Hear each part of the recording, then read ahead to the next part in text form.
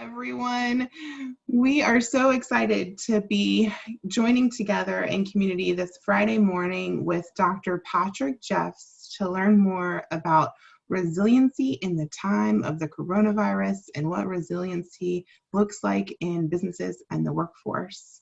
So let me tell you a little bit about Dr. Patrick Jeffs, and then we'll get started with today's program. So he is not only a dear friend of the Chamber, but Dr. Patrick Jeffs has worked at the intersection of research and clinical application and business for 15 years. He co-founded the North Carolina Center for Resiliency, which was the first somatically based group counseling practice in the Southeast. And he now runs the Resiliency Solution, which is an organizational resiliency training and consulting firm. The Resiliency Solutions mission is to bring components of resilience to a workforce that is continually asked to do more with less, creating significant chronic stress in the workplace. Dr. Patrick Jeffs wanted to find ways to help as many people in the community, especially its leaders, educators, and healthcare workers. By targeting these groups, those they lead and serve will ultimately benefit from more resilient and be more resilient. Okay, the models utilized in the training and consulting throughout the Resiliency Solution are targeted to weave the 6 pillars of resiliency throughout the whole system. And I think Dr. Patrick Jeffs is going to teach on those 6 pillars today for us. But we want to focus on reducing chronic stress in the workplace. All right, Dr. Patrick Jeffs, I'm going to let you take it from here. Thank you for being with us this morning. Yeah, thanks, Rebecca. Thanks, Vanessa. Vanessa did quite a bit getting ready for this, and I appreciate all the nuances that goes into hosting a Zoom call like this and getting things like polls. Thank you, Kelly. So there's so much that goes into this, and I'm sure they've been pretty creative and also agile. We'll talk about both of those things today, and just finding ways to continually support their communities. So I'm glad to be partnering with them once again to help with that. So it's really good to see people's faces. And I'm wondering if we could just like wave to each other all real quick, just to say good morning, hello, I see you. I'm the type of person that I would go to Whole Foods for like 15 or 20 minutes and get a big seltzer in the morning, kind of check my email there before I start my day. And same thing at like 4:35 to kind of close out my day. And there's so many opportunities that as a people person, I'm really missing. So it's really great to see a lot of familiar faces. And I just wanted you all to kind of check in with each other as well. We are certainly in a unique moment in time. I've been in mental health for a long time, and then in business as well, both before, during, and after all of that. And what we're really finding is that we're all, whatever was going on for us or whatever we were struggling with before all of this, or whatever we were wrestling with before, 2 or 3 months ago, is really being highlighted in so many different ways. I needed a vacation and actually had a vacation planned 2 weeks after, basically the first week of April, I had a vacation planned because I've been pushing for a while. A lot of you know that we transitioned NC Center for Resiliency at the end of January, and there was just a lot in with that. So I was very much needing a break, and then with all of this, that break just looked a lot different, and maybe not like the self-care, but maybe more through like a homeschool lens of a break, and then working in ways like this. But what that's done is it's really just highlighted different ways that if we were struggling in certain ways, are those needs continuing to get met today? So Vanessa, I'm wondering if you have that poll handy. I just wanted to get a quick check-in on whether people were attending today primarily for themselves, primarily for their work, mainly for work, but a little for myself, mainly for myself, but a little for work, or just kind of this well-balanced sense. I know I kind of live and work in this world that it gets kind of blurry sometimes, hopefully in good ways, of personal and professional. And then today is kind of like that. So I was just curious to see where everybody stood with all of this. One of the reasons that we started the resiliency solution in the way that we did was just to be able to reach more people. So kind of some subclinical stress thresholds. What are ways that we can kind of reach that in a more broad fashion, and folks that wouldn't necessarily come in for counseling, and yet there's this really big need out in the world. So it looks like mainly for my work, but curious for myself, and then well balanced for work and organization. Certainly only we're the lowest two. So I appreciate everybody just kind of checking in with that. So I'll do my best today to kind of balance that between work and life. But certainly, all of this is through the lens of what happens at work. So if people know about these fight-flight responses, hold on, let me make sure that that's close. If people know about these flight-fight responses that we've maybe grown up with in science classes, we are in a very unique moment where we're actually in the third. So everybody talks about the fight-flight response. We're actually in the third version of that, and almost in a global state, which is a state of freeze, right? So I've been talking to a lot of people recently about, like, why is it so hard for me to exercise right now? Well, our nervous system, because of the direction and fear that has been placed on us, we're expected to really be in this like tight, shut down sort of place. And what's really difficult is to kind of work with that and maintain parts of that in some areas of our life and not in the other. And just so many of our resources, like I was talking about my ability to just like go to Whole Foods. I get so much joy of just like running into people randomly at Whole Foods. A lot of those ways that kind of keep us connected, but also keep us mobile, have really been taken away from us, or, in so many ways we've chosen to do that. So whatever kind of skills helped us stay resilient in stressful times before, those are kind of missing right now. I'm wondering if people could again pull up their chat window and just kind of throw in a word or two or three. When I say the word resilience, just and maybe we do a share all so I can kind of read these out loud. When you hear the word resilience, which everybody's talking about, what are the first things that kind of come to mind with that? Survival, endurance, ability to navigate, stability, strength, able to stick through, bouncing back, toughness, bounce back, stability. That's great. So there's a great researcher actually here at UNC, Dr. Barbara Fredrickson, who does a lot of work on this issue. Bootstraps, I like that. And she does a lot of work and research on resiliency. And there's about 14 different academic definitions that we use, but I really like hers the most, which is, what is our ability to bounce back specifically from negative emotional experiences? And so there's a second part that says, and what is our flexible adaptation to be able to move through those sorts of things? So we're going to kind of break down that definition a little bit. So some other definitions that are synonymous with that are recovery, longevity, durability. Somebody said endurance, wherewithal, adaptability, change, dynamic. I'm imagining that a lot of people could really appreciate a lot of these words right now.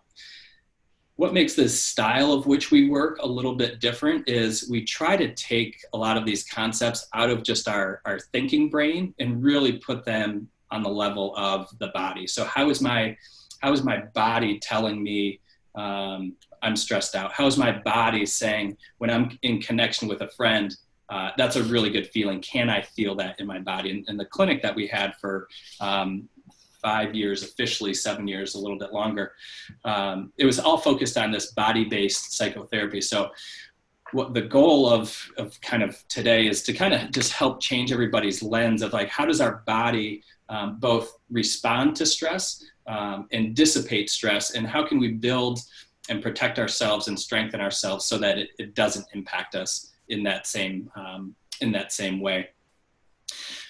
Vanessa, in about 2 to 5 minutes, we're going to set up our first breakout. So does that seem like an appropriate amount of time to launch the groups? Okay. I know that we had some groups set apart to start with, but we're going to mix them around a little bit. Hey, Robin, good to see you. So what's really difficult for a lot of people right now, and they talk a lot about this in both the positive psychology world, but also the somatic psychology world, of when there is a lot of stress and danger out in the world, what we have a really difficult time is moving away from that. There's billion-dollar industries that are focused on getting our attention in really negative ways, and it holds our attention. And what they're really tapping into is this threat response that we all have, and it really helps us focus in on that. Where this becomes problematic and spills over into our work is when there's complexity or scarcity, both of resources, but also kind of a physical danger. So, I read the chamber note just very briefly before all of this, and the governor's opening up the phase 2 today, and part of that is really good, right? But that also makes it a lot more complex. So binary thinking is sometimes really easy. Like when they say, everybody stay home, stay home, stay home, stay home. That's a unique difficulty. I have a 3-year-old and an 8-year-old, and they are absolutely remarkable, but they have thresholds of being remarkable too, right? But it's easy to just kind of do that one thing. It's like, okay, if I'm staying home, even if, my wife and I both work, which is a unique difficulty sometimes, but that's its own thing. And it's a known, you figure that out. And it's stressful, especially when it's new, but it's known. What's about to get really difficult for so many businesses, so many companies, is we are moving out of this like binary thinking and more into like, what does a little bit look like?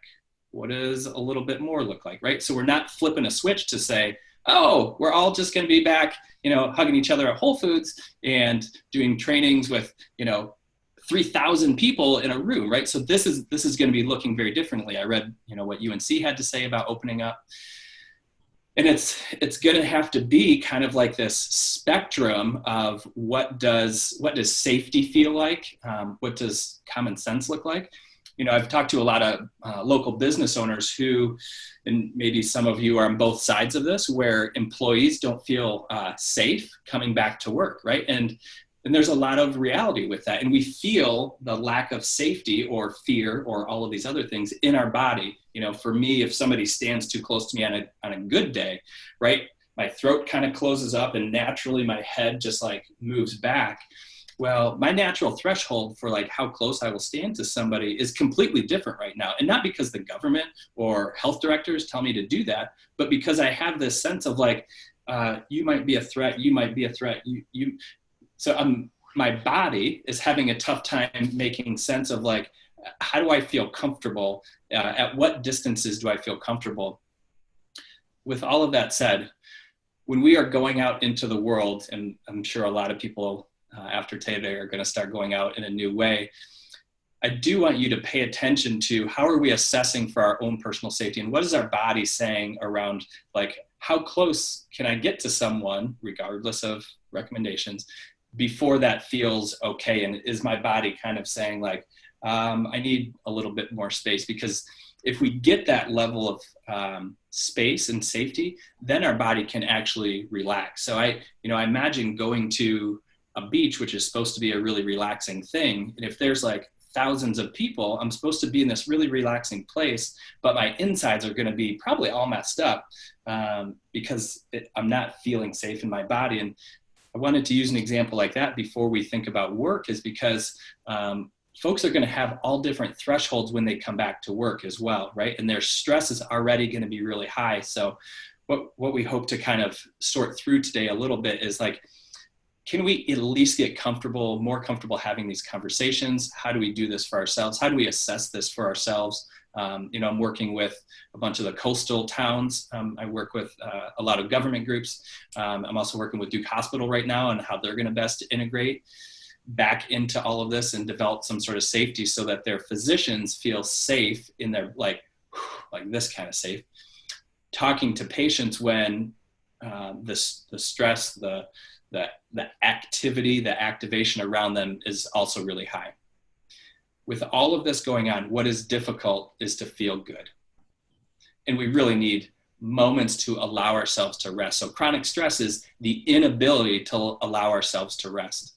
And I brought my dry erase board today. I'm going to draw up some things, but what we need to be able to really do is say, are there healthy, safe ways that I can really allow my body to stress? So in our first breakout group, and we're going to take about 15 minutes for that. Vanessa's going to put us on a timer. And in the chat function, she's actually going to put up a worksheet just to help with the questions. There it is. Thank you. And so they're groups of probably 3 to 5. Vanessa, what do they look like? I have 5 in a group right now. Okay, so 15 minutes, it's not a lot of time for 5 people. I understand that, so we will need to go a little bit quickly. But, you know, I would encourage you to bring some depth to this and kind of get to know each other. So what we're gonna do is we're gonna go in order just to like I'm a pretty organized person. So if your first name starts with the letter R, you will go first, and then we'll just go down, kind of down the line, and we'll go in a circle, whatever a circle looks like in this order, I guess, based on your first name, just so we're not talking over each other and there's some level of organization. And I would also encourage everybody to keep what's said in your own groups confidential between yourselves. And if you don't feel like participating, feel free to say pass. And there's, I'm sure other people will gladly talk a little bit more, and that's just fine. So we're going to go in for about 15 minutes. Vanessa, there's a timer that should show up that kind of lets people know how much time is going on. Great. Yes. So question number 1, just go around in a quick circle, or whatever we're calling this, name, organization, and your role. Or if it's for yourself, just say, you know, I'm here for myself. Then in the last 3 months, what has brought you the most joy? So what we need to do specifically in our jobs is to be able to intentionally focus on things that are going well. The bad things will always like kind of slap us against the head, which means we really need to be focused on what is our ability to pull out the good to be able to really feel safe. So what has brought you the most joy in the last 3 months? What has helped you stay either the most calm, the most creative, or the most connected to self or others? And that can just be kind of a quick thing as well. And then as you think forward for the next month, as this is maybe about to get a little bit more complex, of those 3, so calm, creative, or connected to either yourself or others, which one of these would you like to focus on the most moving forward? And we're actually going to use that question 4 a little bit more in the second breakout group after I get out my dry erase board and kind of build some things. So if you have any questions throughout all of this, send me a chat. My phone number is also on that if you wanted to send me a personal text, and I will have that handy as well. I'm glad to jump in on groups if there's any questions. If there's not anything else, Vanessa, let's see everyone back here in 15. So we put up a poll. I just wanted to get a sense of if you got to that 4th question about what area did you decide to work on over the next 4 months, just what that looks like. And it doesn't attach your name with anything. So I just wanted to kind of get a sense of where everybody was at and all of that.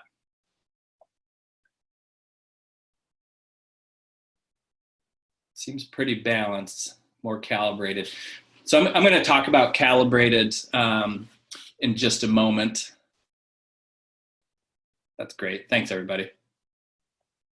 It's such a different style of teaching, right? So I'm used to teaching in front of 12 to 300 people, and part of my PhD was to learn classroom management, and this was kind of like a cross the fingers, like send them all out into the world, cross their fingers, hope that people come back, and it looks like we actually came back with more people, so something was actually going well in the world. So why do we focus on those sorts of questions? That stress, it sits on us, especially in this like global state of freeze. So I'm curious, with a raise of your hands, does anybody feel different after having had that conversation? More pleasant, sorry. Does anybody feel more pleasant having had that conversation? Does anybody say like, I don't want to do that again? Okay. Good. It's sometimes really difficult to move our brain out of that. And so when I'm working with organizations, it's really important that we start changing our languaging. So, when we run into anybody, or when we're starting to have like work meetings back, it's really difficult to say, how are you doing? Right? Because that's so wide open that there's a high expectation of how somebody's going to respond. I don't want to be so callous to say there's not very difficult things going on for everyone. But what I am saying is how valuable it is for our like system and sense of connection as well, to start with something that's going well, so that we can come back to that, because we can talk about something that's going good, kind of ground us into like feeling okay about that, developing a level of safety, being back around people. And then we can say, my number one sense of joy, we were talking about this on the break, has been riding bikes with my kids. So my 3-year-old is just like an amazing bike rider already. She can like stand up on her pedals, which is so dangerous, but she's really good at it. Like no training wheels. And my 8-year-old has like this new mountain bike. And so the last 8 days have been really difficult with all of this rain. And they hit their threshold of being indoors. But we need to be able to develop safety and harmony with each other, so that when we start to talk about these more complex scenarios, we're starting from a good place. So a lot of that comes out of this positive psychology world. And a lot of what we do with a resiliency solution also comes out of the positive psychology world, which says, let's just focus on there first, and then know that tricky stuff will always come up. I'm going to very briefly show one of the primary models that we work with, and we call this the 6 Pillars of Resilience. So if you see this self-awareness and self-regulation, that's kind of that calibration that I was talking about in that poll question. So being calm is great, but being calibrated is even better.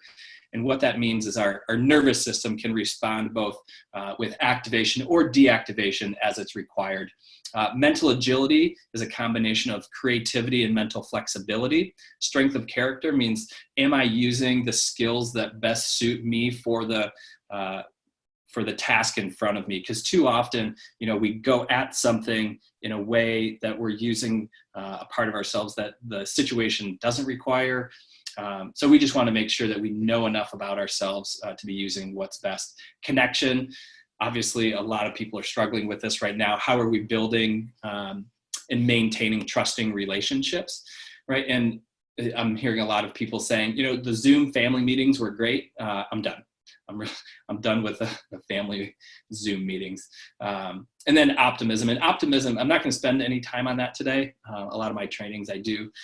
But optimism is more about, how do we explain when good and bad things happen?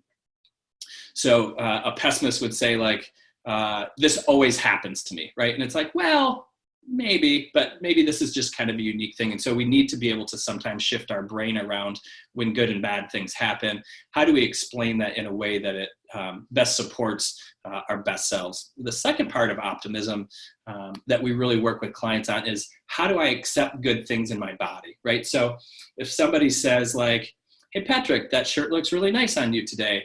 I don't like push it away and say like, oh, I didn't pick it out. Or, whatever we do to like push away good things, and we just are able to respond with something like, thank you, right?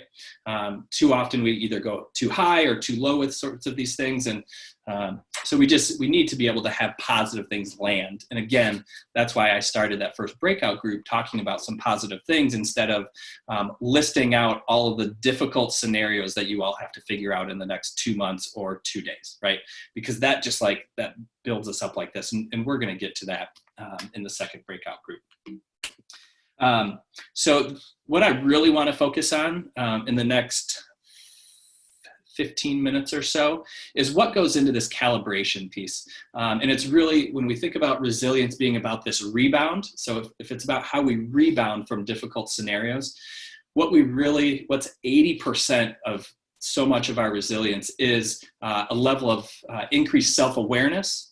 And what stems after that is what is our sense of self-regulation. So self-awareness is merely our ability to pay attention to our thoughts, emotions, behaviors, and physiological reactions. So what do I mean by physiological reactions? Well, that has to do with, when I was talking about somebody coming too close to me, I have a physiological reaction where my shoulders get tight, my neck goes back. So if I'm aware of that, I can say, oh, I wonder why I'm doing that. But instead of like really getting angry about it, if I just like scoot my chair back, it's like, oh, well, this is what I was looking for. So our body sends us these signals, right? Feelings, emotions, physiological feelings. These are all just signals that tell us how we're doing in time and space and in relationship. And instead of getting overwhelmed by those or distracting ourselves because they're uncomfortable, we really want to get ourselves to a place of like, of curiosity, right? So joy, another part of that is curiosity. If I can be curious about like why I'm doing this, and just kind of casually sit with that, it's like, oh, well, I just needed to do this, right? So I just want to run people through a quick exercise. I know, Camille, good to see you. Camille did this last week. I know Kate and Bridget and a number of other people. Kelly, maybe you've done this before as well, the hand exercise. So we're just going to take about a minute to do this. Very interesting. It proves the point very well about self-awareness. If you don't want to rub your hands together, feel free to rub them on your legs, whatever you choose. All we're going to do is we're going to rub our hands together for about 10 to 15 seconds. Go ahead. I'll talk you through it. We're going to do it 3 times. So we just want to develop a little bit of activation, we call it, and then just notice. So your hands should feel a little bit different. So self-awareness says, my hands feel different now than they did 1 minute ago. So we're going to do another round. So you might not need to do it as long. So what we're going to do this time is notice your hands. And if you think about, if you had to describe it, I'm not going to ask you to, but if you had to describe what that feels like, some people say cool, some people say warm, some people say tingly. But do this, as you're noticing your hands, also notice your feet. So now what we've done is we've really extended your awareness to your whole body. And we're going to do this one more time, okay? So put a little energy into your hands. We're just activating ourselves, and then hit pause. Notice it dissipate. So it's slowly going to start to go away. And notice your breathing. Notice it dissipate. Notice how your breathing changes. So I noticed for a number of people, there was kind of this like, oh yeah, my breath, boom. And when we engage our bodies more in this way, our bodies can tell us, oh, I haven't really been breathing in the way that I feel like I need to be breathing. That's where the self-regulation comes in. So if self-awareness is kind of what we think about is with mindfulness, like what is going on with ourselves. It's more about the mind in the models that we work with, because it's actually really difficult to change our mind or our thought or our mindset. So we're actually shortcutting that by going to the physiology first. So if the self-awareness just like brings us into contact with ourselves and brings us into the present moment, it is actually that breath, which was the second part. And this is the absolute magic when it comes to resilience, which is self-regulation. So if we think about what we said about resilience being this rebound effect or the ability to like move through difficult times, self-regulation is the ability to incorporate that change. So the ability to change one's thoughts, behaviors, emotions, physiology. Additionally, it's the ability to contain the stress response until the actual moment. Patrick, what do you mean by holding that out, containing the stress response? So I woke up this morning and I was like, wow, I have to talk in front of a bunch of people today on Zoom. I'm building my comfortability with that, but it's a really intense sort of thing to like talk for, upwards of an hour and a half on Zoom. So my body sent me all of this like energy, right? So stress inherently isn't bad.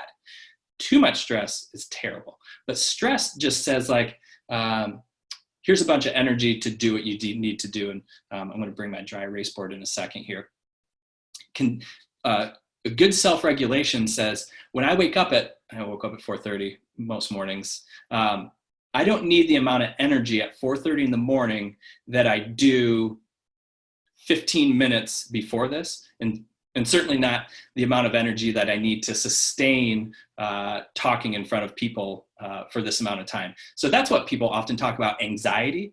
So, maybe at work you have to, give presentations or like run meetings, and you feel really anxious before that. Well, we can do a reframe around that and say, well, that's actually your body just sending you a lot of energy because you have to hold the attention of a group to be able to do something.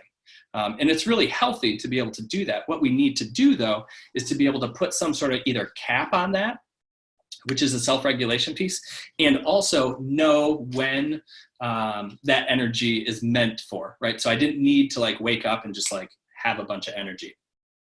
So the magic of the self-regulation piece is in the middle of our autonomic nervous system.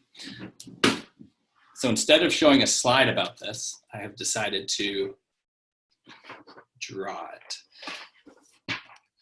So autonomic nervous system has two parts. And I'll need to drop that down a little bit too. It is our sympathetic, which is the more charged part of that, and the parasympathetic, which is more of how does the energy leave our system. So when I was having you rub your hands together, right, that was the sympathetic part of that. And that third time I said, notice how it dissipates. Notice how that energy leaves. That's the parasympathetic part, where it just like, it leaves and we can just like follow it. So when we wake up in the morning, our body sends us this natural energy that says, I got to get up, right? And then maybe we get a cup of coffee and do our morning meditation, which I recommend for everybody. Well, that kind of capped that sympathetic charge and said, oh, okay, I'm going to settle in for a little bit. And then my family wakes up. So that sympathetic jumps way up again because they need things, right? And I need to be present with them. And then, right, in other times, they would go to school. And then I would be able to breathe again, right? And I have wonderful children. But we go through these activation and settling cycles all day long. So where does resiliency come into play with this? Well, resiliency says, I have a threshold that says, as long as I stay within this range right here, and we call this our range of resiliency, as long as I stay mostly within this most of the time, I'm going to be okay. Chronic stress does this. Chronic stress shrinks this, though. So I've been working on myself for a very long time. I'm grateful for that. But I used to be the type of person when I was just in business where I would wake up and from the moment I started, I would just boom, just go. So I would wake up feeling all of this energy, and the only thing that I knew to do was to work, right? So I don't know if I would call myself a workaholic, but like I loved work because it was something creative that I could just do with all of this energy. But it didn't really work. And the reason that it didn't work is because I never engaged this parasympathetic and really create these activation and deactivation cycles in this. So like I said, stress is good. Stress actually gets us out of bed, which for the first month of this was very difficult for me because, I was talking about that pressure. There's too much of a sympathetic push on our system, right? That's where if this is too intense, right? It shouldn't be blue actually. But if this goes too intense, that's where we can't get out of bed. We can't motivate ourselves. We can't exercise. So the sympathetic is good for exercise. It gets us out. Also good for work and excitement. So obviously I don't talk with this level of excitement all the time, although I do quite a bit. But it's meant for creativity, right? So creativity is in this zone right here. So we need a fair amount of activation to be creative, but not so much where we're overwhelmed. So remember I was talking about the fight, flight, freeze response? That's where this is. Patrick, why is that important? If we have too much stress at a moment or in a day, when we're living above this threshold, our choices, our options are really low. So I noticed that in the poll, a lot of people said creativity was really important to them. Figuring out how we're going to go back to work, what this is going to look like, how we're going to have difficult conversations. We need to be kind of in this zone right here, which is a fair amount of activation so that we can focus, so that we can be in relationship with people, so that we can notice how other people are, but not so much so that we're over that threshold and we're actually triggered into this fight, flight, freeze response. Because as you can imagine, in that fight, flight, freeze response, we have 3 options of what we can do, and we want to be able to stay out of that. What is difficult and what we need to be very deliberate about right now is how can we set up our work and set up our own personal day to lead into our work so that we're not up here. There's so many things so many people have to figure out, and there's this desire, this attraction towards activation, right? So this sympathetic, right? The internet is a multi-billion-dollar industry to just like steal our attention all the time. Well, they want us to be up here so that we're not thinking, we're only responding with one of these actions. We need to be able to do a little bit better than that, because if we don't, here's what happens. If this was a normal day and then things got really stressful and I had to stay up until, if I had to stay up till 11, which is late for me. If I had to stay up till 11, the next day my body's going to say, you stayed up really late last night. Because you're tired, I know you're going to be tired. I'm going to give you a little less energy tomorrow to recover. That makes sense, right? So my body says, tomorrow we're going to work with this much energy. Here's where this gets really dangerous. When we override the body's natural responses with caffeine, internet, technology, and artificially push that up there, the next day, guess what's going to happen? Next day, the body's going to go, oh, you didn't really listen. Now you need twice as much, so I'm going to give you twice as little energy the next day. So then we look like this. So if this is, and I know it's getting, here, let me do this. And I'm glad to send my actual PowerPoint to everybody as well, which describes this. So if we haven't been taking care of ourselves due to chronic stress, due to the life's demands, right? Having a 3-year-old and an 8-year-old right now is tricky, but they don't care, right? So if my stress level has shrunk this so deliberately, but my life still requires this level of activation from me, the amplitude of my time and energy that I'm spending in this chronic stress or threat response is a lot higher than it was. But here's the good news. If we start to focus on some of these things, if we really start to train ourselves to breathe, to notice where these upper thresholds are, right? So for me, like an upper threshold is I'll be working, and then all of a sudden I'm just like distracted. My brain, like I just can't focus on anything. That's one of my signals that says, take a break, right? Or I also know, and I help companies set up these thresholds systematically where, and I'm doing this with Duke Hospital right now. So after they meet with a patient, right? So that's a healthy, stressful moment for them. Instead of immediately getting on their phone, instead of immediately going and doing all of these things, they don't do anything. And instead they walk for 1 minute without interaction with devices or distraction. Healthy distraction to connect with somebody else, that's allowed because that actually helps co-regulate us because we're interacting with other people. But if we can just build in these moments, what will start to happen is we've just done that. So if I take even a 30-second break, my body can go, oh, I don't need all that energy anymore. So I'm pushing a lot of energy right now. And that's great. This is one of my favorite things in the world, but I'm pushing a lot of energy. After this, I'm going to put my headphones on and I'm going to walk out this door and I'm going to go walk. I'm going to put on some James Brown and I'm going to go walk for a good 5 minutes. I'm not going to check my email before I do it. And I'm just going to allow all of this energy to settle out. So when we were doing that hand exercise, again, that was putting the energy into the system and then just allowing and watching that energy to leave. We have to be able to do that with our bodies all the time. And we work with companies to be able to find moments where we should be doing this and we're not, right? So it's really important to, not have cell phones on a boardroom table as you're having these conversations, because it interrupts our connection. It actually keeps us really activated because we're trying to think about being in too many different places at once. So if we're able to do that over time, and it actually accelerates pretty quickly.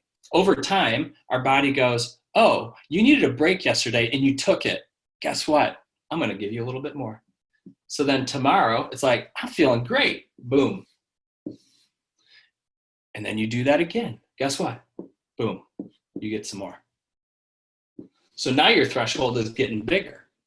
So usually when people come to see me, their threshold is about yay big. But because we start doing a lot of these things together, over time, it just builds, their capacity builds so that things that were normally stressful or ways that stress would impact their body in negative ways has just disappeared. So think about, and I know there's a couple of runners in the group. Last October, I ran from one side of the Grand Canyon to the other and back. So 50 miles. And so to run down, across, up, and then down, across, back, you don't just start that in a day, right? So you start like this, and then over time, you just kind of build that threshold carefully so you don't hurt yourself to the way that by the time you show up, it's like, oh, well, I can do this. Now I just need to show up. When we work with a level of the nervous system in the body, we can take that everywhere that we go. So if we're practicing this at work, it translates into at home. We don't just shut this off. So when I work with professional organizations, what this really sets up is a level of sustainability for them so that their employees, to say nothing of themselves, don't have to overly detach from work when they get home. They just kind of ease out of work from when they get home. And that means that they're actually in a better place the next morning so that they show up to work better the next morning. And there's just this really great cycle so that if we can engage with that, we can really do a lot of good things. We're going to have another breakout in just a moment, but I'm glad to entertain a couple brief questions if anybody needs just like quick clarification on any of these. Feel free to unmute yourself or shoot me a chat.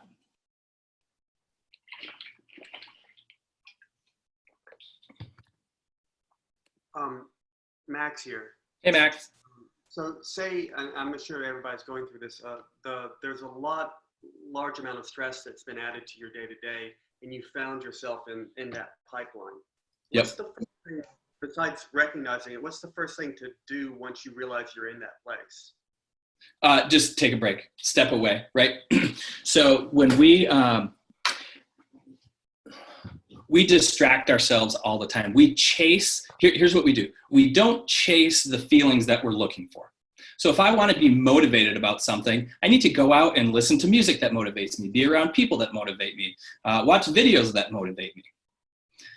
What we too often do is when we have a negative emotion, we actively push away the potential of arrival of a negative emotion, right? So think about, and you don't have to respond to this, but I've worked with enough people to know in the first 30 minutes of the day, in the last 30 minutes of the day, how many people are checking the news, activating, watching really intense television, activating, reading your email, activating, right? So we're not actually chasing what we need to do in the last 30 minutes of our day, which is settling, right? So when we notice ourselves being too activated, we need to say, like, what is my template for settling?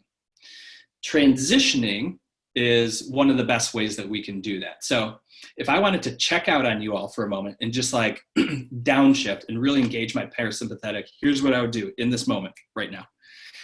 Is I would look as far out as I could, because this room is warm and intense, and I have some trees here, and I would get as far away from the activation as possible from my body.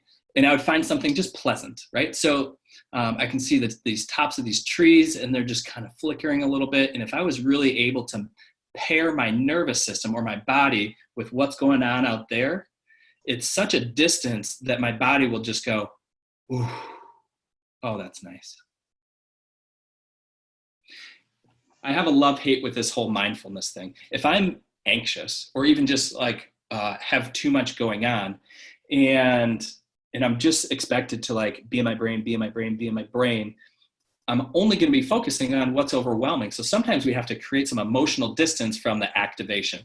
And that's where just creating some emotional distance, and we can do that without ever having to move, right? So if you have to have a stressful meeting with an employee, going for a walk is a really great time to do that. You know, I worked at a boys residential treatment school in New York before coming down here, top 10 most dangerous schools in the country. My office was like a cell block. So I'm expected to like therapeutically work with these kids basically in this cell block. And I was like, this is like maddening. So I got permission to like, and we were in a lockdown facility. I would get permission to just like go for a walk with these young men, right? Because if we're bringing up more activation, you only have so many things you can do with all of that activation. And then we would go outside, and there's like this farm, and we would just like be able to actually open up. So really finding these like activation and settling routines throughout the day. One of the things I want to leave people with, and we still have time and we'll do the breakout. Vanessa, we're just going to do a 15-minute breakout, all right? What we really need to be focused on is where should be our activation and settling routines throughout the day, and how do we interrupt those? Because to be having a work meeting and then to just transition to checking my email as a break, that's not actually a break, right? A break is anything that allows our nervous system to just like settle. So that when we come back in with that activation, we feel even a little bit of more clarity, restfulness, that allows us to be more creative, feel safe in our body. We need to have the ability to feel rest in our body. So Max, I hope that answered your question. Okay. We're going to do another, there was one more. Camille, I'm going to read this during the breakout, okay? And I'll get back to you. I will see everybody. So Vanessa just put the second breakout kind of list in there. This one's meant to be a little bit more free-form and discussion-based. I really want people to support each other in this. Obviously, my phone number is on the bottom of that. If you have any questions throughout any of that, feel free to give me a shout. All right, Vanessa, what's your magic?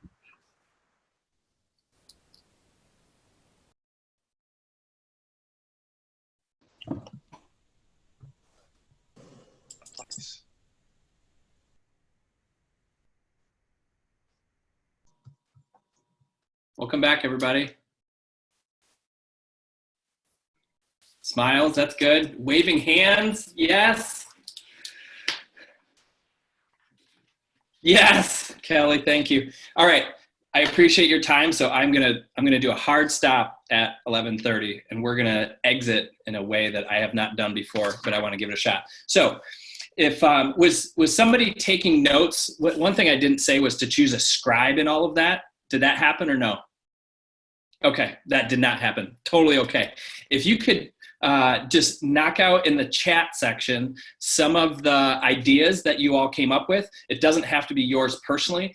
What I want to do is I just want to get a collection of all of these, and I'm going to send them out to everybody just as a good idea, with some also best practices that I know as well. Also going to send out for free, I have a 7-day online sort of training course that walks through each one of these. So it spends a whole day on self-awareness, a whole day on self-regulation, a whole day on connection, and there's workbooks and all this fun stuff. So I will include what everybody's sending me right now with all of that. Camille, you asked me a question about having a lot of activation, even if something's wonderful. Is that kind of what you were talking about? So here's the good thing about, so activation isn't bad. So when we have, high levels of activation, in the breakout rooms, Rebecca and Vanessa and Aaron and I, we were actually engaging our parasympathetic by talking and laughing and having all of these like discharges of energy and celebrating. Animals in the wild do that. They call it pronking. When something good happens and they just kind of like shake it off.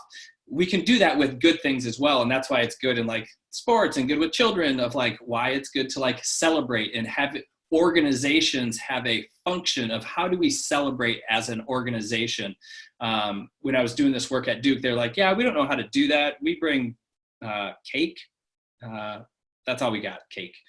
So it's really good to figure out how do we celebrate, because if we can do that in a really good way, it connects us with it. So I'm seeing a bunch of the chat things come through, which is great. Watching for laughter. Yes, cake is great. We need some other resources outside of cake. That's all I'm saying. We can't over leverage cake all the time. I'm going to grab all of these. I'm going to stay on the line a little bit. What we want to think about is, what are ways that we can prime our resiliency? So that's kind of the like, what do we do all the time? So the fact that I wake up and I'll exercise and I'll meditate and I'll have time to myself before my kids wake up, that's about me priming myself. So we have to think in one ways around that, and I'll send you a sheet. But then there's also, what do we do in the moments? So, you know, when Max asked that question and I took like this 30-second break outside, that's more of in the moment. So what do we have in our life that sets us up to prime our resilience, so that when we do need it, we can actually do it, right? So we have to be able to practice these things, or, you know, we can't wake up, have a super stressful day at a really high level, and then have something bad happen and go, oh, I wonder why, you know, I'm not bouncing back well from this, right? Our nervous system is meant to have these like activation and settling cycles all day long. And the more that we can figure that out, and just what those thresholds look like, the more that we'll be able to do it when the time really comes and when we really need that. Because we're also designed to go above threshold for a certain amount of time. So when we think about, it's always mothers, I love mothers, picking up these cars off of children, right? So the body is able to go over threshold, but what needs to happen after that is to just be able to come down. So we really need to have conversations within our organization of how do we engage this like activation and settling cycles throughout. So what does that look like on a grander scale? So, you know, I went into the hospital. I work with a lot of organizations on this, where we'll do like an assessment of some sort to like have these big conversations. I go in and I do observations sometimes. And then we'll have conversations of like, well, this is what I'm seeing. I wonder if we can put some things in place. I would recommend doing these meetings this way, and just finding out ways to really tailor an entire system to get out of these chronic stress systems. And what we're really finding is organizations that we're working with, they're seeing more productivity because people are looking for less excuses not to work. Certainly a lot more creativity, and really a sense of connection and finding value and meaning in their work that they didn't have otherwise. And if you've ever been in charge of hiring and firing, losing employees costs companies a ton for a lot of different reasons. So one of the best ways that having resilient employees help an organization is just to actually keep people there longer, right? So the healthier they are, you know, it's never a magic fix to just like go to the place next door that does the exact same thing, because they might have the same sorts of problems. So the ways in which we can kind of figure out these things in-house, really building a culture of resiliency within the workplace can really help people stay on task. I'm going to stay on the call for a little bit after this. So if you want to stay and ask some questions, but I also want to be really respectful of your time. If you need to jump off the call, I'm going to do a countdown from 5 to 1, and then everybody can just leave at the same time. I really appreciate people's time. Feel free to get a hold of me.